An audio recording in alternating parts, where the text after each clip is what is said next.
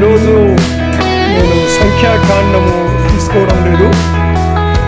మిగిలిన అధ్యాయాలు after returning from Australia లేదా ఆన్లోనైనా చెప్పడానికి ప్రయత్నం చేస్తాను.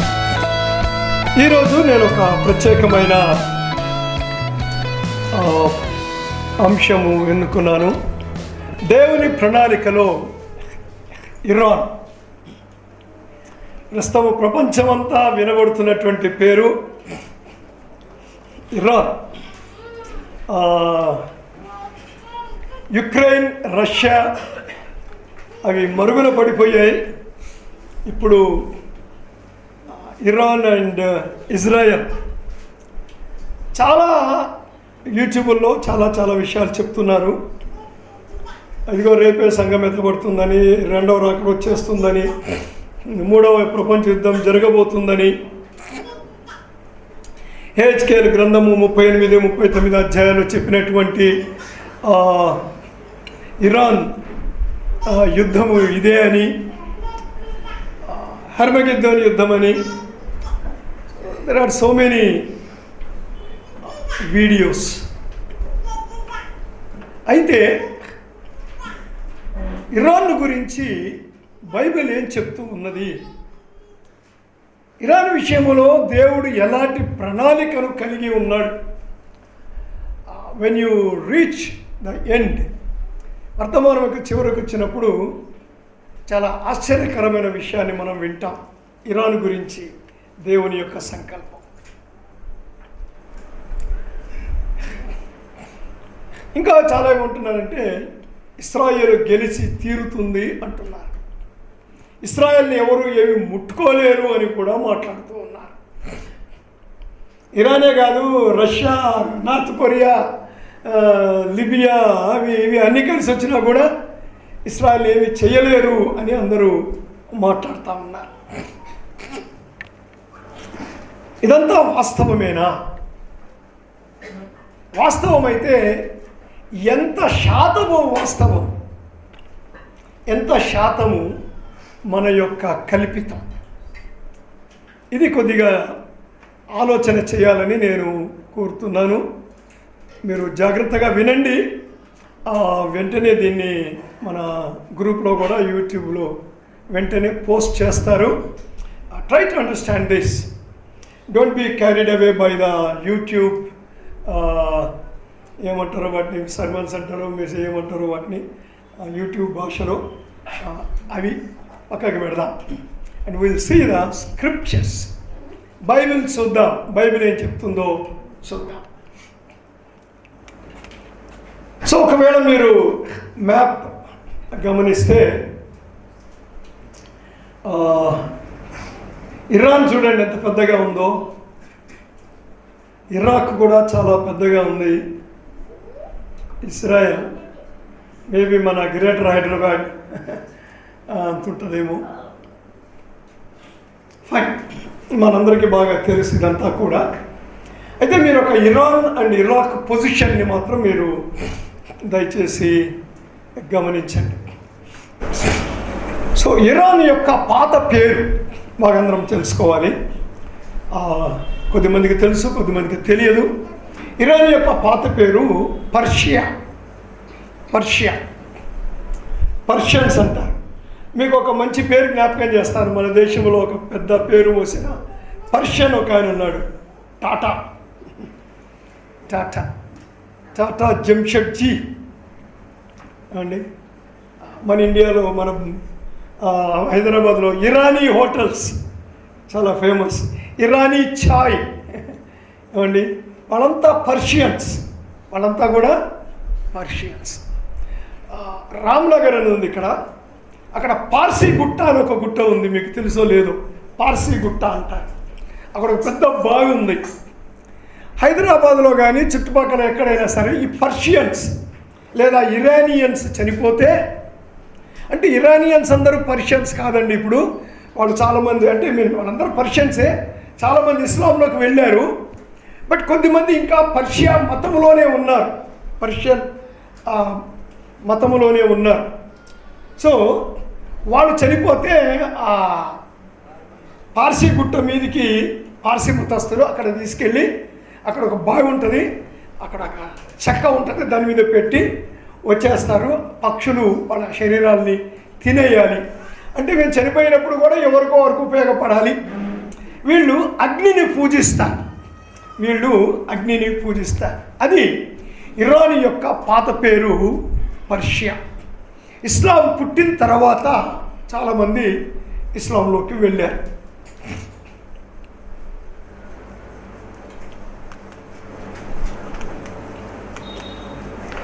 ఇంకా పాత పేరు, very very oldest name of Persia Elam. గుర్తుపెట్టుకోండి, ఏలాం చాలా పాత పేరు. ఏలాం పురాతనమైనటువంటి పేరు ఏలాం. దానియేలు గ్రంథము 8వ అధ్యాయం 2-3 వచనాలు చదువుతాను, బాగా గమనించండి. నేను దర్శనము చూచుచున్నప్పుడు నేను ఏలాము అను ప్రదేశ సంబంధముగు షూషనను పట్టణపు నగరులో ఉండగా దర్శనము నాకు కలిగెను. నేను ఊలై అను నది పక్కన ఉన్నట్లు నాకు దర్శనం కలిగెను. నేను కన్నులెత్తి చూడగా ఒక పొట్టేలు ఆ నది ప్రక్కన నిలిచి ఉండెను. దానికి 2 కొమ్ములు. ఆ కొమ్ములు ఎత్తైనవి కానీ ఒకటి రెండవ దానికంటే ఎత్తుగా ఉండెను. ఎత్తుగలది దానికి తర్వాత మొలిచినది. ఏలాం అనే ఒక ఏరియాలో షూషన్ అనే ఒక పట్టణం ఉంది. ఏలాముకు అది రాజధాని. అంటే నెబుకద్నెజర్ కాలంలో, మరి ముఖ్యంగా బెల్షాజర్ రాజు అవ్వడానికి ముందుగా ఆ టైంలో దానియేలు బాబిలోన్లో ఉన్నాడు. అదే సమయంలో ఆయన్ని షూషన్కు పంపించారు. Because he was one of the 3 important prime ministers. So ఆయన అక్కడ ఉన్నప్పుడు దర్శనం వచ్చింది. అక్కడ ఒక పొట్టేలు ఉందటండి. ఈ పొట్టేలే పర్షియా. ప్రవచనం ప్రకారము ఈ పొట్టేలే పర్షియా. దానికి 2 కొమ్ములు ఉన్నాయి. అయితే ఒక కొమ్ము ఇంకా పెద్దగా ఉందట. ఒక కొమ్ము కన్నా ఇంకొక కొమ్ము చాలా పెద్దగా ఉంది, బలంగా ఉంది. దాని అర్థం ఏంటంటే ఈ పొట్టేలు పర్షియా దేశాన్ని చూపిస్తూ ఉంది. ఇది 2 కొమ్ములు, అంటే ఇది సంకీర్ణ ప్రభుత్వం లేదా సంకీర్ణ సైన్యం. దీన్నే అంటారు మెడో పర్షియన్ కింగ్డమ్ అంటారు. So meadows and Persians. So ఒక కొమ్ము చిన్నగా ఉంది, అది వీక్గా ఉంది, దాని మెడస్. ఒక కొమ్ము బలంగా ఉంది, పెద్దగా ఉంది, అది పర్షియన్. అంటే మెడో పర్షియన్ బబులోను మీద యుద్ధము చేసి బెల్షాజరును ఓడించి బాబిలోన్ని, మనం ఇందాక చూసాం ఇరాన్, ఆ పక్కన ఇరాక్. ఇప్పుడు మనం బాబిలోన్ అంటున్నామే, అది ఇరాక్. సో దాన్ని వాళ్ళు ఆక్రమించుకున్నారు. మనందరికీ తెలుసు కదండి, ఆ రాజు పేరేంటి? కోరేష్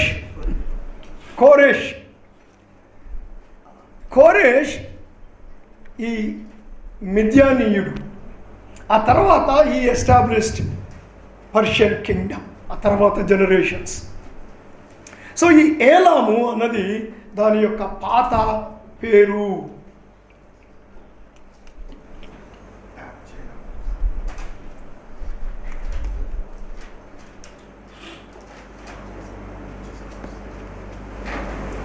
ఎస్, ఈ ఏలాము ఎవరు? ఇది ముందు మనం అర్థం చేసుకోవాలి. ఈ ఏలాము ఎవరు?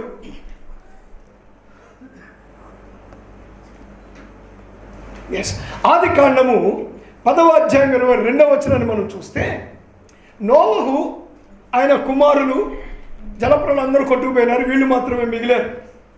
సో షేము యొక్క కుమారులు ఏలాము, అష్షూరు, అర్పక్షదు, లూదు, ఆరాము అనువారు. సో షేము యొక్క నోవహు యొక్క పెద్ద మనమడు ఏలాము.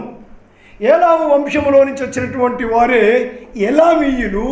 ఆ తర్వాత ఈ ఎలామీయులనే పారసీకులు అని పిలిచారు. ఆ తర్వాత వాళ్ళ పేరు ఇరాన్గా మారింది. సో మొదటి దినవృత్తాంతంలో 1:17 కూడా same information is repeated. So Noah కుమారుడైన షేము సంతానమే ఏలాము.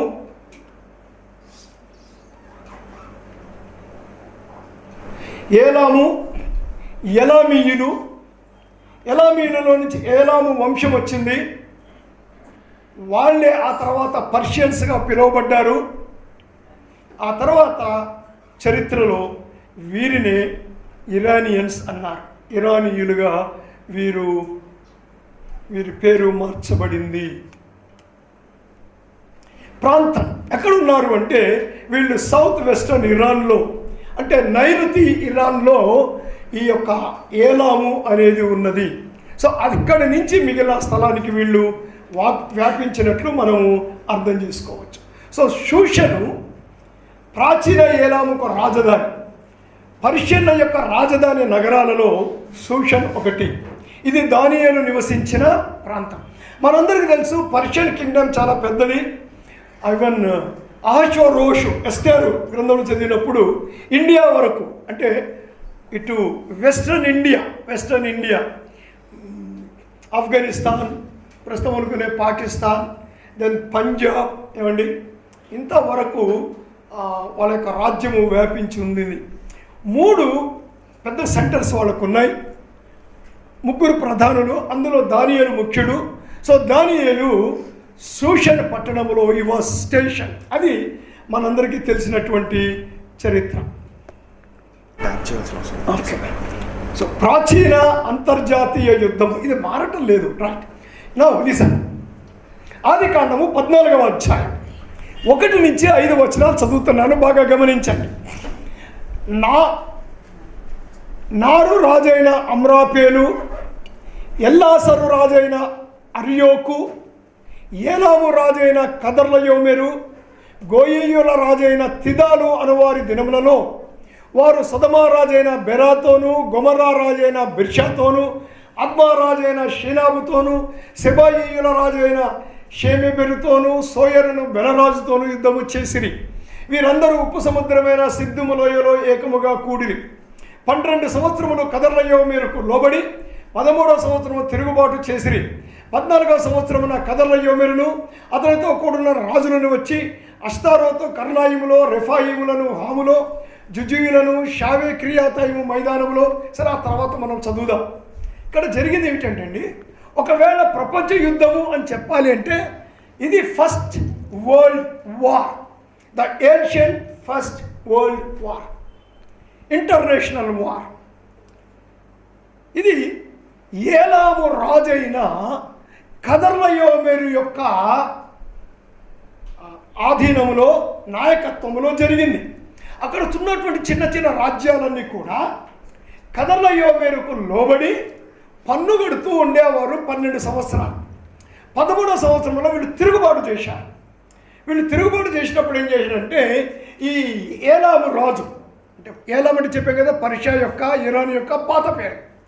సో అప్పటి నుంచి కూడా ఈ రాజ్యము ఇట్ వాజ్ వెరీ పవర్ఫుల్. సైన్యం విషయంలో, ధనము విషయంలో, అన్ని విషయాల్లో కూడా చాలా పవర్ఫుల్ కంట్రీ ఇది. సో ఈ కదర్లయోమెరు మిగిలిన రాజులను కూడగట్టుకుంటే తన కాన్ఫెడరేషన్ వీళ్ళని తీసుకొని వెళ్ళి యుద్ధం చేశాడు. అది మనందరికీ తెలిసిన విషయమే. ఆ తర్వాత మనం చదివితే సొదొమ రాజును పట్టుకెళ్ళిపోయారు, లోతును కూడా పట్టుకెళ్ళిపోయారు. 14వ అధ్యాయం 17వ వచనం. అతడు అంటే అబ్రహాము కదర్లయోమెరును అంటే ఏలాము రాజు అతనితో కూడిన రాజులను ఓడించి తిరిగి వచ్చినప్పుడు ఇప్పుడు అబ్రహాము యుద్ధానికి వెళ్ళాడు. అంటే చాలా ప్రాచీన కాలములోనే అబ్రహాముకు ఈ ఏలాము రాజుకు యుద్ధము జరిగింది. అబ్రహాము ఏలాము రాజును ఓడించాడు. ఇది పురాతనమైన ఇరాన్ యొక్క చరిత్ర. దాని తర్వాత ఏం జరిగింది ఏమిటి అనేది మనం చూద్దాం. ఇప్పుడు ప్రవచనాలలోనికి వెళ్ళాలి.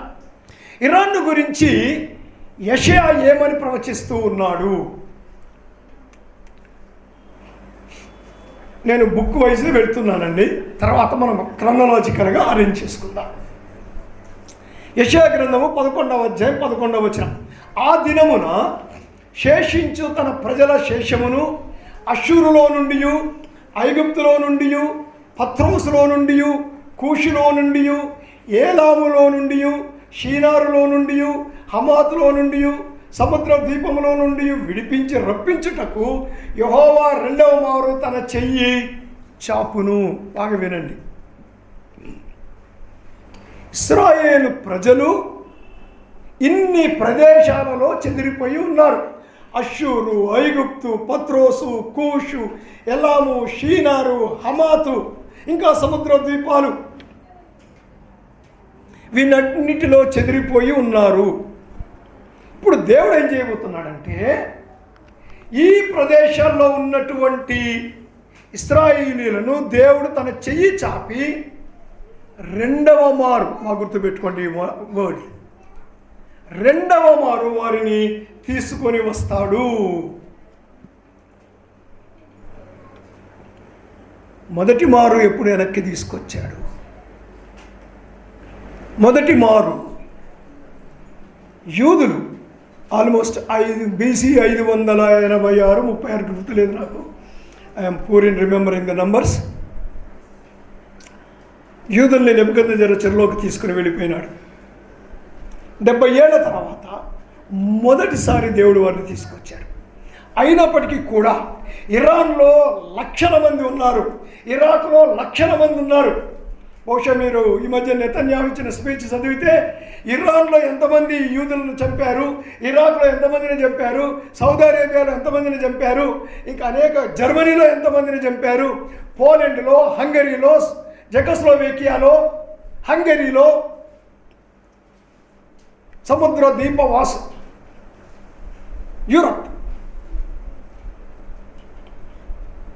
దేవుడు రెండవసారి ఎప్పుడు తీసుకొస్తాడు దేవుడు వీరిని? సంఘం ఎత్తబడిన తర్వాత, 7 ఏళ్ల శ్రమకాలం అయిన తర్వాత, రెండవ రాకడ జరిగినప్పుడు దేవుడు 12 గోత్రాల వారిని తీసుకొని వచ్చి మరలా కనానును నింపుతాడు. ఎలాగైతే యెహోషువ కనానును అందరికీ పంచాడో, దేవుడు మెస్సయ్య అందరికీ పంచుతాడు. అంటే ఇప్పుడు జరుగుతున్న ఇరాన్ యుద్ధంలో ఇది జరగబోవడం లేదండి. ఇది జరగాలి అంటే అందరూ ఏమంటారంటే ఇదే ప్రపంచ యుద్ధము అవ్వచ్చో కాకపోవచ్చు, అది వేరే విషయం. నేను దాని విషయం నేను తర్వాత మాట్లాడతాను. 3వ ప్రపంచ యుద్ధము ఉందా లేదా, ఉంటే అది ఏమిటి, 4వ ప్రపంచ యుద్ధం అనేది కూడా ఉందా, విల్ టాక్ అబౌట్ ఇట్. అయితే ఏలాములో నుండి, అంటే ఇరాన్లో ఉండిపోయినటువంటి ఇశ్రాయేలు ప్రజల్ని కూడా దేవుడు వెనక్కు తీసుకొని వస్తానంటూ ఉన్నాడు. మీన్స్ రెండవ రాకడ వరకు ఇరాను సురక్షితంగానే ఉంటుంది.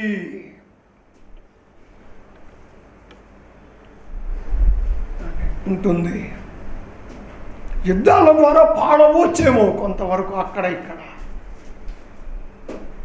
ఇంకా చాలా అద్భుతమైన ప్రవచనం ఉంది, ఇలా will see it afterwards. Then 21వ అధ్యాయం 2వ వచనం. కఠినమైన వాటిని చూపుచున్న దర్శనము నాకు అనుగ్రహించబడి ఉన్నది. మోసము చేయువారు మోసము చేయుదురు, దోచుకున్న వారు దోచుకుందురు. నా నిజం కేర్ఫుల్లీ. ఏలాము బయలుదేరుము, ఏలాము బయలుదేరుము, మాధ్య, అక్కడ కామ లేదండి, మాధ్య ముట్టడి వేయుము, వారి నిట్టూర్పంతయు మాన్పించి వేయుచున్నాను. ఎవరి నిట్టూర్పు? యూదుల యొక్క నిట్టూర్పు. ఎందుకు వచ్చింది వాళ్ళకి ఆ నిట్టూర్పు? ఈ యూదులను నెబుకద్నెజరు బబులోనుకు, చెరలోనికి తీసుకుని వెళ్ళిపోయాడు. 70 ఏళ్ళు వాళ్ళు అక్కడ ఉండాలి. అంటే కొద్దిమంది వెనక్కి వచ్చారండి. పర్షియా సామ్రాజ్యం అంతా విస్తరించిపోయారు. ఇంకా ఇక్కడున్న యూదుల కన్నా బయట ఉన్న యూదులు చాలామంది ఎక్కువ ఉన్నారు. ఇంకా మిగిలిన 10 గోత్రాలు ఎక్కడెక్కడ ఉన్నారో నో ఇన్ఫర్మేషన్. ఇప్పుడు దేవుడు ఏమంటున్నాడంటే, ఏలాము అంటే ఇరాన్తో చెప్తున్నాడు, పర్షియాతో చెప్తున్నాడు, ఏలాము మాద్య, మెడిస్, మాదియా. వాళ్ళు ఏమంటున్నాడంటే నేను మీకు బలమిస్తున్నాను, నేను మిమ్మల్ని లేపుతున్నాను. అంటే దేవుడు ఏలామును మాద్యాను బాగా వినండి ఏర్పరచుకున్నాడు. దేవుడు ఏలామును మాద్యాను ఏర్పరచుకున్నాడు. ఎందుకంటే వీళ్ళిద్దరూ వెళ్ళి బెల్షాజరు మీద యుద్ధము చేసి బెల్షాజరును ఓడించిన తర్వాత ఏమండి ఈ ఏలాము రాజే కోరేష్, ఆ తర్వాత పారసీకులు అన్నది వాళ్ళ లాంగ్వేజ్లోకి మారింది. ఏలాము ఓల్డ్ హిబ్రూ నేమ్. అందుకే పాత నిబంధన భక్తులు ఇశ్రాయేలు ప్రజలు లేదా యూదుల చెరలోంచి తిరిగి వచ్చిన తరువాత లేదా పర్షియాలో ఉండి దానియేలు తన గ్రంథం రాసినప్పుడు పారసీకులు అని వాడాడు. బబులోనికి వెళ్లకుండా యెరూషలేములో ఉండి ప్రవచనాలు రాసినటువంటి ప్రవక్తలు ఏలాము అన్నారు. దాన్ని ఆ డిఫరెన్సియేషన్ మనం తెలుసుకోవాలి. ఇప్పుడు దేవుడు ఏమంటే ఏలాము నేను నిన్ను ఏర్పరచుకున్నాను, మాద్యా నేను నిన్ను ఏర్పరచుకున్నాను, మీరు వెళ్ళి బెల్షాజరును ఓడించి మీ రాజ్యాన్ని ఏర్పాటు చేసుకోండి. అందులో నుంచి వచ్చిన కోరేషు యూదులను వెనుకకు పంపిస్తాడు. So that is the plan of God for Iran. దేవుడు ఇరాన్ కొరకు ఆ ప్రణాళికను కలిగి ఉన్నాడు, ఏర్పరచుకున్నాడు. I will show you some more versus. 22:6 ఏలాము యోధులను రథములను సమకూర్చి అంబుల పొది నీ వహించి ఉన్నది, కీరు డాలుపై గవిసెను తీసి. అంటే దేవుడు అంటున్నాడు ఏలాము యుద్ధానికి రెడీ అయిపోయింది, ఇక బెల్షాజరు ఓడిపోతాడు. యెషయా 44:28 నా కోరేషుతో. ఎవరి కోరేషు? ఏలాము యొక్క రాజు బెల్షాజరును ఓడించి యూదులను మళ్ళీ వెనక్కి పంపినటువంటి వాడు కోరేషు. యెషయా ప్రవచిస్తూ ఉన్నప్పుడు మోర్ దాన్ 150 years, అంటే 150 ఏళ్ళ తర్వాత, ఇంకా దాన్ని దాటిన తర్వాత వచ్చాడు కోరేషు. అప్పటికి ఈ బబులోను రాజ్యము లేదు. అప్పటికి వీళ్ళంతా చిన్న చిన్న రాజులు, వాళ్ళ పేర్లు ఎవరికి తెలియదు. కానీ యెషయా పేరు పెట్టి పిలుస్తూ ఉన్నాడండి, పేరు పెట్టి పిలుస్తూ ఉన్నాడు. కోరేషు అంటే the king of Elam, Iran యొక్క రాజు. ఇప్పుడు ఇరాన్ అంటున్నాం దాన్ని. ఏమండి బబులోను జయించినాక వాళ్ళు పర్షియా అన్నారు వాళ్ళని. నా మంద కాపరి, నా మంద. దేవుని మంద ఎవరు? ఇశ్రాయేలు ప్రజలు. ఇశ్రాయేలు ప్రజలకు కాపరి ఎవరు? కోరేషు. ఎందుకంటే ఇశ్రాయేలు ప్రజలు బబులోన్లో చెదిరిపోయి ఉన్నారు, పర్షియా అంతా చెదిరిపోయి ఉన్నారు.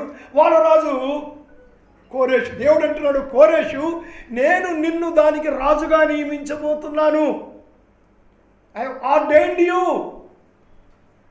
God has ordained the king of Elam or Iran. నా చిత్తమంతయు నెరవేర్చువాడా. బా ఏమంటున్నాడండి కోరేషుని? ఏంటి దేవుని చిత్తము? ఇశ్రాయేలు ప్రజలను బయటికి తేవాలి, వాళ్ళ దేవుడు టెంపుల్ కట్టుకోవడానికి పర్మిషన్ ఇవ్వాలి, చాలా చాలా చాలా ఉన్నాయి. యెరూషలేముతో నీవు కట్టబడదు అనియు దేవాలయమునకు పునాది వేయబడిననియు నేను చెప్పుచున్నాను. కోరేష్ కాలములో గాడ్ హెస్ ఆర్డైన్డ్, అండి that is what was Iran in the plan of God. దేవుని యొక్క ప్రణాళికలో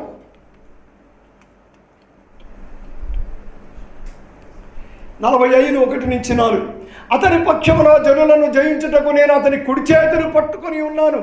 నేను రాజుల నడికట్లను విప్పేదను, ద్వారములను ఎదుట వేయబడకుండా తలుపులు తీసేదనని యెహోవా తాను అభిషేకించిన కోరేషును గురించి.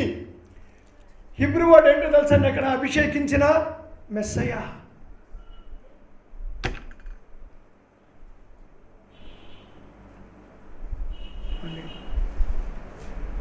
మెస్సయ్య అంటే విమోచించడానికి వచ్చిన వాడు, అంతవరకేనండి అర్థం.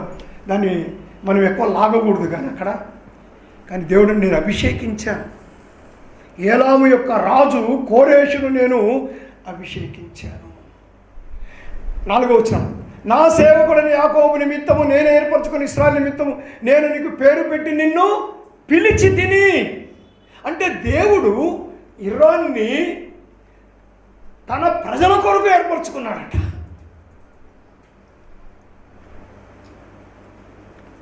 కానీ ఇప్పుడు వాళ్ళు ఏమండి యేసు ప్రభువుని విసర్జించి,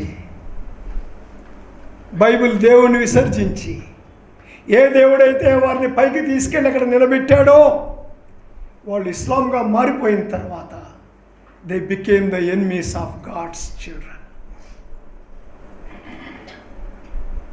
ఏమండి, even that is in God's plan. అది కూడా దేవుని ప్రణాళికలోనే ఉన్నది. 200 సంవత్సరాల తర్వాత, అంటే యెషయా చెప్పిన తర్వాత, క్రీస్తుపూర్వం 539లో కోరేషు బెల్షాజరును ఓడించి మాదీయ పారసీక దేశాన్ని ఏర్పరిచాడు. తర్వాత కాలంలో పర్షియా ఒక సామ్రాజ్యంగా రూపాంతరం చెందింది. క్రీస్తుపూర్వం 536లో ఈ కోరేషు యూదులను తన రాజ్యానికి పంపించాడు. యెషయా 200 ఏళ్ల కిందట చెప్పింది నెరవేరింది.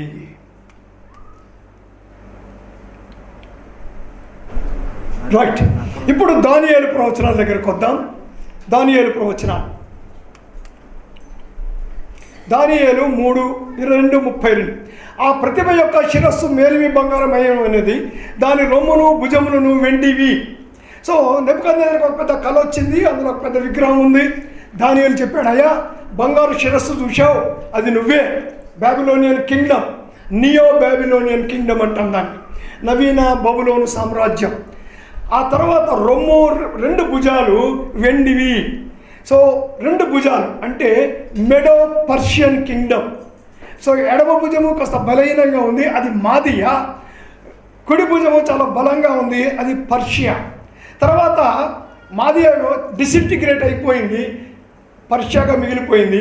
కానీ ఈ పర్షియాదే ఏలాము యొక్క రాజు. సరే కిందికి తర్వాత దానికి వెళ్దాం. ఇప్పుడు సత్యమును నీకు తెలియజేస్తున్నాను ఏమనగా, ఇంకా 3 రాజులు పారసీకము మీద, బాగా వినండి, ఇంకా 3 రాజులు పారసీకము మీద, బాగా వినండి.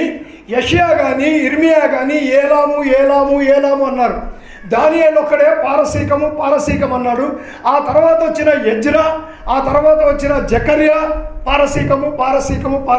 బికాస్ బబులోనికి వెళ్ళిన తర్వాత రిటర్న్ అయిన వాళ్ళు, బబులోనికి వెళ్ళిన వారు పారసీకం అన్నారు. యెరూషలేములో ఉన్నటువంటి వారు దాన్ని ఏలాము అన్నారు. అందరికంటే అధికైశ్వర్యము కలిగిన 4వ రాజు ఒకడు వచ్చును. అతడు తనకున్న సంపత్తు చేత బలవంతుడై అందరినీ గ్రేకీయుల రాజ్యములకు విరోధముగా రేపును. సో ఈ రాజుల పేర్లు అవసరం లేదు. 4వ రాజు ఇతడే అహష్వరోషు. ఎస్తేరు గ్రంథములో మనము చూసే అహష్వరోషు more powerful and very richest. ఇతడు గ్రీకు మీదికి యుద్ధానికి వెళ్ళి ఓడిపోయి వస్తాడు. ఆ కోపంలో వస్తిని ఇది చేస్తాడు. కానీ అంతా ఎస్తేరు గ్రంథం అనుకోండి. ఈ రాజే, ఈ అహష్వరోషే పర్షియా దేశంలో ఉన్న యూదులందరినీ చంపడానికి ఒక డిక్రీ జారీ చేశాడు. హామాను అతన్ని ప్రేరేపిస్తే యూదులందరిని చంపమని చెప్పింది ఈ 4వ రాజు అహష్వరోషు, the king of Iran. They became the enemies of Jews. కానీ దేవుని ప్రణాళిక ఒక యూదురాలైన ఎస్తేర్ని తీసుకెళ్ళి, మొర్దెకైని తీసుకెళ్ళి అతని ఇంటిలోనే పెట్టాడు దేవుడు. That is how God works, mysteriously. మొర్దెకైకి అర్థం కాకపోయి ఉండొచ్చు, ఎస్తేర్కి అర్థం కాకపోయి ఉండొచ్చు. అందరూ అనుకొని ఉంటారు, యూదులందరూ తిరిగి వచ్చారు, ఇంకా ఈ మొర్దెకై ఎందుకు అక్కడ ఉండిపోయాడు? దేవుడు ఉంచేశాడు. మొర్దెకై అక్కడ ఉండకపోతే ఎస్తేర్ అందులోకి వెళ్ళేది కాదు, ఎస్తేర్ అందులోకి వెళ్ళకపోతే యూదులు అసలు బ్రతుకుండేవాళ్ళు కాదు. God has a plan. దేవుని యొక్క ప్రణాళిక అంతట్లో will see Iran Iran Iran.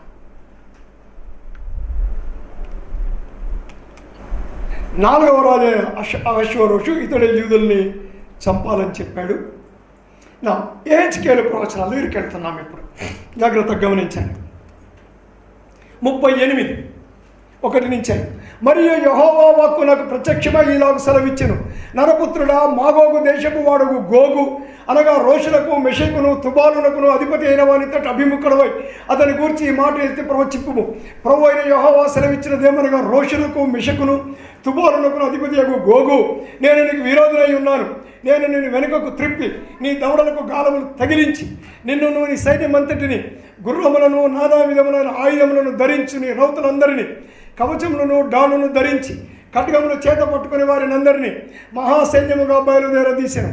నీతో కూడా పారసీక దేశపు వారిని, కూషీయులను, పూతీయులు అను డాలను శిరస్త్రాలను ధరించి వారందరినీ నేను బయలుదేరదీసెదను. సో ఇక్కడ ఇప్పుడు అంటున్నారు, ఈ యుద్ధమే ఇప్పుడు జరుగుతుంది అంటున్నారు. కాకపోవచ్చు, కాదు కూడా. ఎందుకంటే ఈ యుద్ధము 7 ఏళ్ల సమకాలము మధ్యలో జరిగే యుద్ధం. సంఘం ఎత్తబడుతుంది. ఎత్తబడిన 3.5 సంవత్సరాలకు ఈ వార్ జరుగుతుంది. సరే, ఈ వార్ గురించి రకరకాల అభిప్రాయాలు ఉన్నాయి. అదే మధ్యలో ఎందుకు జరుగుతుంది అన్నది ఇప్పుడు మనకు ఇక్కడ నేను దాని కొరకు మళ్ళీ ఒక 45 నిమిషాలు వీడియో చేయాల్సి వస్తుంది. So I'm not going for that. రోషు అంటే రష్యా, పారసీకం అంటే ఇరాన్, కూషు అంటే ఇథియోపియా, పూతు అంటే లిబియా, గోమెర్ అంటే జర్మనీ, తొగర్మా అంటే టర్కీ లేదా అర్మేనియా. సో ఇక్కడ జరిగేది ఏమిటంటే, ఇశ్రాయేలు ప్రజలు నెమ్మదిగా ఉన్నారటండి, నెమ్మదిగా ఉన్నారు. నేను ఒక వాక్యం చదవాలి, just read it for you. నేను ఇందులో పెట్టలేదు. ఎప్పుడు ఈ వార్ జరుగుతుంది అంటే,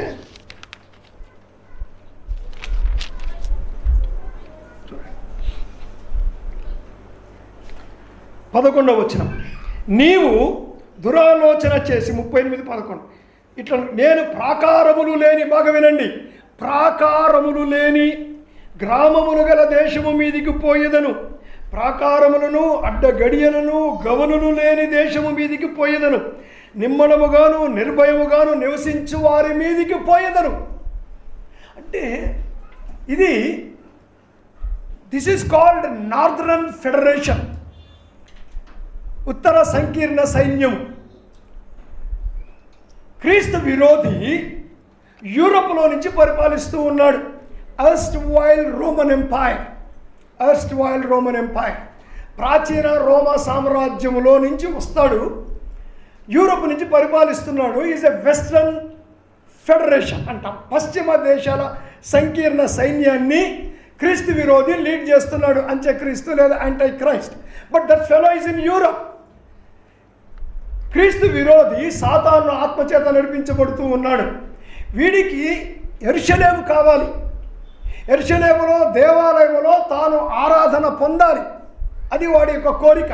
so he was waiting for an opportunity to enter in to Jerusalem. నా అది అలా ఉంచుతా. ఇప్పుడు వీళ్ళు ఎందుకు యుద్ధానికి వెళ్ళారు? దోచుకోవడానికి వెళ్ళారు. Because of oil resources, because dead సీలో ఉన్నటువంటి మినరల్స్, ప్రపంచంలోని ఎడారులన్నీ కూడా పంటలు పండించవచ్చండి, అంత ఫాస్ఫేట్ ఉంది. ప్రపంచంలో ఉన్న అన్ని ఎడారులను పంటలతో నింపవచ్చు అంత. ఇప్పుడు నేను ఎంత మినరల్ ఉంది ఏంటి అవన్నీ వీ డోంట్ నీడ్ దాట్. నేను రాసిన బుక్లో 10 ఏళ్ల కిందట మీకు ఇచ్చాను కదా, సిగ్నేచర్ ఆఫ్ గాడ్ అనే బుక్లో నేను చాలా వివరంగా రాశాను. సో వీళ్ళు బాగా వినండి, అడ్డగడియలు లేవంట యెరూషలేముకి, ప్రాకారాలు లేవంట, నెమ్మదిగా, అంటే సెక్యూరిటీ ఏమీ లేదు. ఇప్పుడు ఇశ్రాయేలు ప్రజలకి ఎంత సెక్యూరిటీ ఉందండి? ఐరన్ డోమ్ కదా, ఎంత సెక్యూరిటీ ఉంది, ఎన్ని న్యూక్లియర్ వార్ హెడ్స్ ఉన్నాయి, ఇవేమీ లేకుండా నెమ్మదిగా అసలు ఇశ్రాయేలు స్థాపించబడినప్పటి నుంచి ఇప్పటిదాకా it was totally restless. They were at rest. ఎందుకు జరిగింది ఇది అంటే, దానియేలు గ్రంథములో 9వ అధ్యాయంలో ఇలా ఉంది. దేవుడు చెప్పాడు దానియేలుకి, తిరుగుబాటును మాన్పుటకు యెరూషలేమును మరలా కట్టించవచ్చునని భాగ్య బయలుదేరు సమయము మొదలుకొని అభిషక్తుడు అధిపతి వచ్చే వరకు చెప్తూ, ఈ 62 వారములు జరిగిన పిమ్మట ఏమీ లేకుండా అభిషక్తుడు నిర్మూలమగును. వచ్చినట్టు రాజు యొక్క ప్రజలు పవిత్ర పట్టణమును పరిశుద్ధ పట్టణము నశింపచేయుదురు. అతను చెప్తే 27లో, అతడు 1 వారము వరకు అనేకులకు నిబంధనను స్థిరపరచును, అర్ధవారమునకు బలిని నైవేద్యమును నిలిపివేయును, హేయమైనది నిలుచు వరకు. క్రీస్తు విరోధి ఇశ్రాయేలు ప్రజలతో ఒక నిబంధన చేస్తాడు. ఇశ్రాయేలు ప్రజలకు క్రీస్తు విరోధితో ఎందుకు నిబంధన చేయాల్సి వచ్చింది? బహుశా నేను అనుకుంటానండి, సబ్జెక్ట్ టు కరెక్షన్. ఏమండి, నేను చదివిన ప్రవచనాలను బట్టి నేను అర్థం చేసుకున్నది, ఏజ్కని వాళ్ళు నిమ్మలంగా ఉన్నారు. బహుశా ఒక యుద్ధములో ఇశ్రాయేలు ప్రజలు క్రీస్తు విరోధితో ఒప్పందము చేసుకునే పరిస్థితి వస్తుంది. దట్ మీన్స్ ఇశ్రాయేలు ఏదో ఒకరోజు తప్పనిసరిగా ఓడిపోవాలి.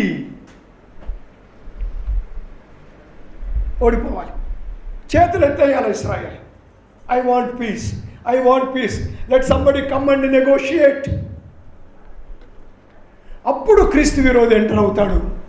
ఆ సంఘటన జరగడానికి ముందే సంఘం ఎత్తబడుతుంది.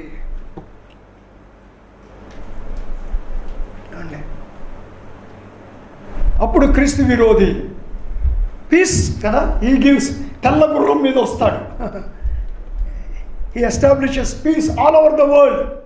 అన్ని యుద్ధాలు ఆపేస్తాడు. ఇశ్రాయేల్ ప్రజలకు అంటాడు, I take care of you, you don't worry. ఆ ముస్లిం కట్టుకున్న మసీదు పోతుంది, అక్కడ దేవాలయం కట్టిస్తాడు. దేవాలయాన్ని వాడే కట్టిస్తాడు. అంత్యక్రీస్తే, క్రీస్తు విరోధే, అంటే క్రైస్తే కట్టిస్తాడు. 3.5 సంవత్సరాల తర్వాత he will break the covenant. వచ్చేసి యెరూషలేములో తన విగ్రహాన్ని పెట్టి ఇశ్రాయేలు ప్రజల్ని ఆరాధించమని బలవంతం చేస్తాడు. సో అక్కడ ఉన్నవాడు ఎందుకు ఎంటర్ అవ్వాల్సి వచ్చిందంటే, ఈ గోగు మాగోగు యుద్ధం, రష్యన్ కాన్ఫెడరేషన్, నార్దర్న్ కాన్ఫెడరేషన్ యెరూషలేములోనికి ప్రవేశించి యెరూషలేముతో యుద్ధం చేస్తున్నప్పుడు వీళ్ళకి సైన్యం లేదు, వాడితో ఒప్పందం చేసుకున్నారు. So he will come with his army. Western federation, పశ్చిమ సంఖ్యలో వచ్చి ఇప్పుడు వీళ్ళతో యుద్ధం చెయ్యాలి. నిజానికి వాడు యుద్ధం చెయ్యడు, దేవుడే యుద్ధం చేస్తాడు. But not directly. God uses, దేవుడు ప్రకృతిని వాడుకుంటాడు.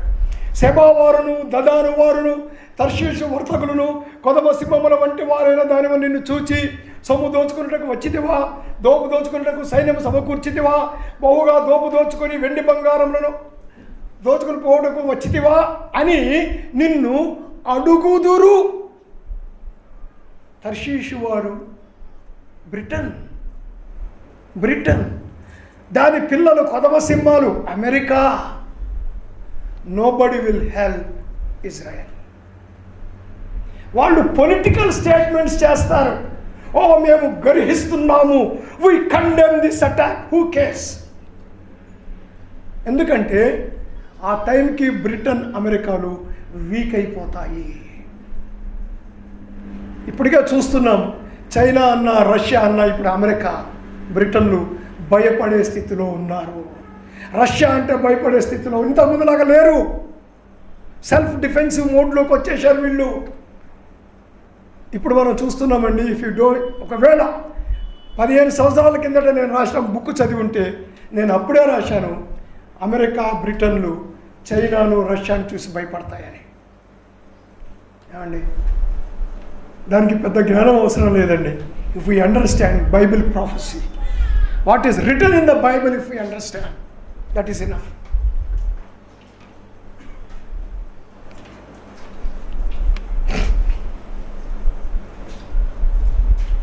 బ్రిటన్, అమెరికాలు సహాయం చెయ్యవు. ఈ యుద్ధాన్ని ప్రస్తుతం జరుగుతున్న ఇరాన్ ఇస్రాయేల్ యుద్ధం అని అంటున్నారు, కానీ కాదు. సంఘం ఎత్తబడిన తర్వాత, శ్రమకాలము ప్రారంభించే 3.5 ఏళ్ల తర్వాత జరిగే యుద్ధమయం హెచ్కేల్ 38-39. Maybe this is a sample war. Or ఈ యుద్ధం ఇంకా పెద్దగా ఇస్రాయేల్ పూర్తిగా ఓడిపోతే, చేతులు ఎత్తేసి నాకు ఎవడన్నా సహాయం చేస్తాడన్న పరిస్థితి కలిగితే సంఘం ఎత్తబడవచ్చు, క్రీస్తు విరోధి రావచ్చు, అగ్రిమెంట్ అవ్వచ్చు, అవ్వకపోవచ్చు. ఈ వారింతటితో ఆగిపోయి ఎంతో కాలం మళ్ళీ టైం తీసుకోవచ్చు. We don't know. సంఘం ఎత్తబడ్డానికి యుద్ధాలకు సంబంధమే లేదండి. ఎందుకంటే పౌలు బ్రతికున్నప్పటి నుంచే రేపే సంఘం ఎత్తబడుతుంది, ఈ రాత్రి ఎత్తబడుతుంది ఏమని ఎదురు చూస్తూనే వచ్చారు. అప్పుడేమి ఇరాన్లు లేవు, ఇరాకులు లేవు, రష్యాలు, అమెరికాలు ఏం లేవు. ఏదో చిన్న రాజ్యాలు ఉన్నాయి. కాబట్టి ఈ యుద్ధాలకు సంఘం ఎత్తబడడానికి సంబంధం లేదండి. సంఘం ఎప్పుడైనా ఎత్తబడవచ్చు. యుద్ధాలకు, రెండవ రాకడకు సంబంధం ఉంది తప్ప సంఘం ఎత్తబడడానికి దీనికి ఏమి సంబంధాలు లేవు. రెండవ రాకడ ఎప్పుడంటే సంఘం ఎత్తబడిన 7 ఏళ్ళ. అది what the word of God says. హర్మగెద్దోను యుద్ధం వరకు ఉందని హర్మగెద్దోను యుద్ధం 7 ఏళ్ల సమకాలము తర్వాత జరుగుతుంది. హర్మగెద్దోను యుద్ధములో అన్ని దేశాలు పాల్గొంటాయండి. That will be the world war. నా బాగా వినండి, 3వ ప్రపంచ యుద్ధము సంఘము ఎత్తబడక ముందే జరగవచ్చును. దానికి ఏమో అడ్డం ఉందండి. ఒకవేళ సంఘం ఎత్తబడక ముందే 3వ ప్రపంచ యుద్ధము జరిగితే హర్మగెద్దోను యుద్ధము 4వ ప్రపంచ యుద్ధం అవుతుంది. సంఘము ఎత్తబడక ముందే 3వ ప్రపంచ యుద్ధము జరగకపోతే సంఘం ఎత్తబడగానే 7 ఏళ్ల శ్రమకాలం వస్తుంది కనుక హర్మగెద్దోను యుద్ధమే 3వ ప్రపంచ యుద్ధము అవుతుంది. సో హర్మగెద్దోను యుద్ధము it can be 3rd world war or it can be 4th world war. అదండి. సో మనం దాని గురించి ఏమి ప్రిడిక్షన్స్ ఇచ్చే అవసరం ఏమీ లేదు. దేవుని యొక్క వాక్యానికే మనము కట్టుబడి ఉండాలి. సో 3వ ప్రముఖ. ఇప్పుడు దేవుడు ఇశ్రాయేలీయులను తప్పక కాపాడుతాడా? కాపాడవచ్చును, కాపాడక పోవచ్చును. తాను ఏర్పరచుకొనిన జనము గనక కాపాడుతాడు. వారు పాపము చేసి ధర్మశాస్త్రానికి, దేవునికి దూరం అయితే శిక్షిస్తాడు, ఓడిస్తాడు. బుద్ధి వచ్చాక మరలా వాళ్ళను బాగు చేస్తాడు. ప్రస్తుతము ఇశ్రాయేలు దేశము ధర్మశాస్త్రాన్ని ఏమాత్రం గౌరవించడం లేదు. It is filled with the sin. The land of Israel is filled with the sin. ఏమండి, ఈ వెస్ట్రన్ దేశాల్లో ఏమండి ఎంత పాపం ప్రబలిపోయి ఉందో అంత పాపం ఇశ్రాయేలు దేశంలో కూడా ఉంది. God is definitely angry with Israel. వాళ్ళకున్న ఆయుధాలతో పోరాడుతున్నారే తప్ప God is not on the side of Israel. ఎందుకంటే వాళ్ళు యేసు ప్రభువును అంగీకరించాలి, యేసు ప్రభు వైపు తిరగాలి, వాళ్ళు పశ్చాత్తాప పడాలి. అప్పుడు పడిపోయిన ఇజ్రాయెల్ని కూడా దేవుడు లేపి నిలబెడతాడు. సో వాళ్ళకి బుద్ధి రావాలి అంటే దేవుడు వాళ్ళని శిక్షించాలి. ఇది నా మాటలు కాదు, దేవుని మాటలు. లేవీకాండం 26 బాగా వినండి, 17 నుంచి 33. నేను ఇలాగ చేసిన తర్వాత మీరు నా మాట వినక నాకు విరోధముగా నడిచిన ఎడల, అంటే 40 ఏళ్ళు అరణ్యములో నడిచిన తర్వాత 40వ సంవత్సరము బిఫోర్ ఎంటరింగ్ ఇంటూ క్యానన్ మోషే చెప్తున్నటువంటి మాటలు ఇవి. మోషే ద్వారా దేవుడు ఇశ్రాయేలుకు, ఇదిగో ఇక మీరు యోర్దాను దాటుతారు, మీ రాజ్యం మీరు ఏర్పాటు చేసుకుంటున్నారు, అందులోకి పోవడానికి ముందు నా మాటలు వినండి. నిర్గమకాండము, లేవీకాండము 2nd ఇయర్ ద్వితీయోపదేశ కాండము 40th year. నేను ఇలాగ చేసిన నేను కోపపడి మీకు విరోధముగా నడిచెదను, నేను మీకు విరోధంగా నడుస్తాను, నేనే మీ పాపమును బట్టి 7 అంతలుగా మిమ్మల్ని శిక్షిస్తాను. మీరు మీ కుమారుల మాంసం తింటారు, మీ కుమార్తెల మాంసం తింటారు.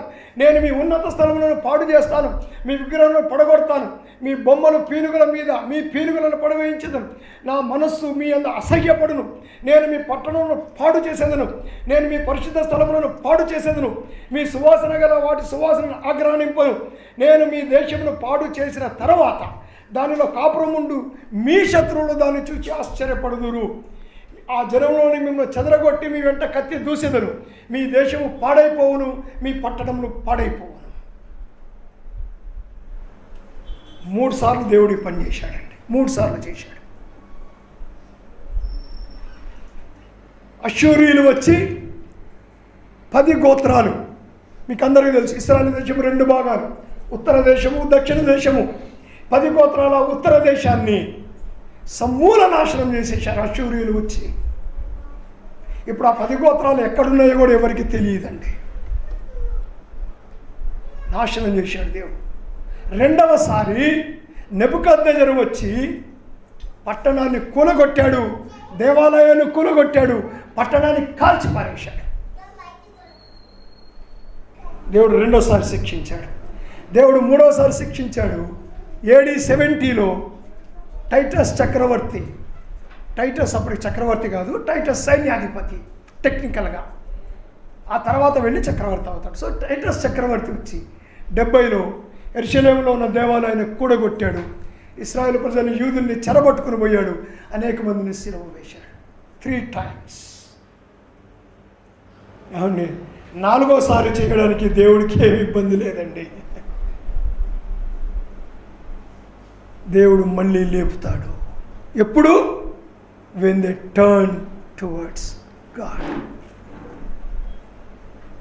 So for that, God is preparing Iran.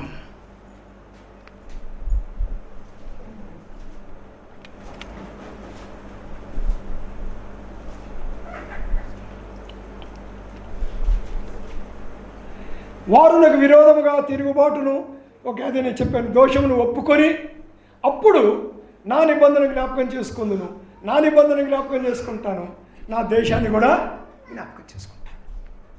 If they repent.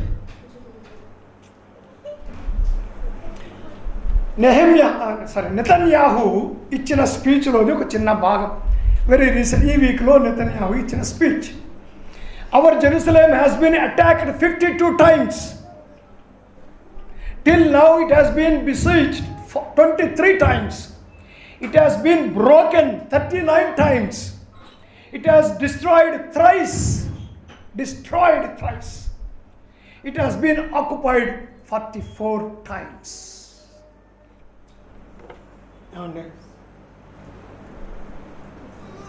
God at present, God is not with Israel. ఇశ్రాయేలు దేవుడు భౌతికంగా వారు ఆశీర్వదించబడుతున్నారు. They have become blessing to others because దేవుడు అబ్రాహాముతో చేసిన నిబంధన, ఆ నిబంధనకి కట్టుబడి దేవుడు భౌతికంగా వారు దీవించబడుతున్నారు. కానీ ఆత్మీయంగా పతనమైపోయారు, లోయెస్ట్ స్థితికి వచ్చేసారు. ఇప్పుడు ఇంకా ఎంత దిగజారే వరకు దేవుడు ఎదురు చూస్తాడో మనకు తెలియదు. కానీ ఒక రోజున మాత్రం దేవుడు ఇశ్రాయేలుని దండించి తీరుతాడు. ముఖ్యంగా 7 ఏళ్ల శ్రమ కాలమే వారి యొక్క punishment time. The ruthless, wicked, cruel reign of Antichrist, second half of the tribulation period. అప్పుడు 2వ రాకడ వాళ్ళు యేసు వైపు చూచి గుండెను కొట్టుకుంటూ పశ్చాత్తాపపడినప్పుడు, అప్పుడు అన్ని సైన్యాలు యుద్ధానికి వచ్చి అందరూ ఇశ్రాయేలు మీద పడ్డప్పుడు దేవుడే స్వయముగా యుద్ధములో పాల్గొంటాడు. యేసు ప్రభువు ఆయన తన ముఖ శ్వాస చేత వారందరినీ చంపి మరలా ఇశ్రాయేలు ప్రజల యొక్క రాజ్యాన్ని, దేవాలయాన్ని ఏర్పాటు చేస్తాడు. నా ఇంకొక వచనం నేను మీకు చూపించాలి. ఇప్పుడు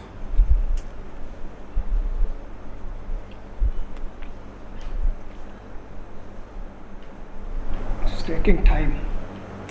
సో 3 సార్లు దేవుడు ఇతరుల చేత ఓడిపోయేటట్టు చేశాడు. ఇందాక నేను చెప్పాను ఇది. అష్షూరీయుల చేత 721 BC, బబులోనియుల చేత క్రీస్తు పూర్వం 605లో ఒకసారి, 587లో ఒకసారి, 586లో ఒకసారి. 605లో దానియేలు చెరలోకి పోయాడు, 587లో ఏజ్కేలు వెళ్ళిపోయాడు, 586లో సర్వనాశనం అయిపోయింది. రోమా చక్రవర్తి టైటస్ 70 AD. ఇర్మియా యొక్క ప్రవచనాలు. Now we'll close with this. Very, very important. Israel ప్రజలు ఇక బబులోనుకి వెళ్ళక ముందు చివరి ప్రవచనాలు. ఇర్మియా 49, 34 నుంచి 35. యూదా రాజు అయిన సిద్కియా ఏలుబడి ఆరంభములో యెహోవాకు ప్రవక్త అయిన ఇర్మియాకు ప్రత్యక్షమై ఏలామును గూర్చి, డైరెక్ట్గా ఏలాముకే చెప్తున్నాడు ఇర్మియా. ఏలాముకే చెప్తున్నాడు, పర్షియాకే చెప్తున్నాడు, ఇరాన్కే చెప్తున్నాడు.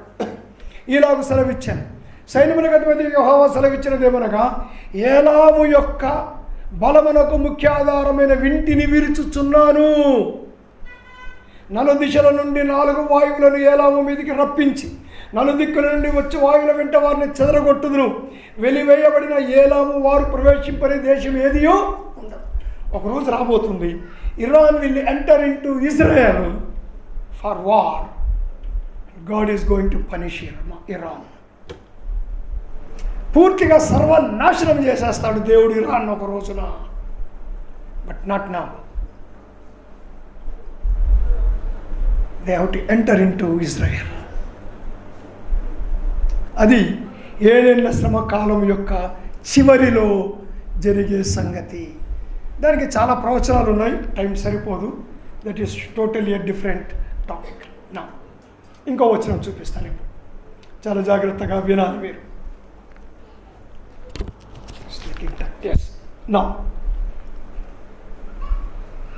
37 నుంచి 49, 30 నుంచి 37. సో ఏలామును భయపడి చేసేదను, నా ఏలామును రాజును నాశనం చేస్తాను. చివరిగా 39 వినండి. అయితే but that means something reverse. God is going to talk. అయితే కాలాంతమున, at the end of 7 years tribulation or beginning of the millennium, 1000 ఏళ్ల పరిపాలన ప్రారంభానికి ముందు 2వ రాకడలో చెరపట్టబడిన ఏలాము వారిని నేను మరలా రప్పించెదను. I రిజరక్ట్ Iran. ఎందుకంటే వాళ్ళందరూ కూడా కన్వర్ట్ అవుతారు.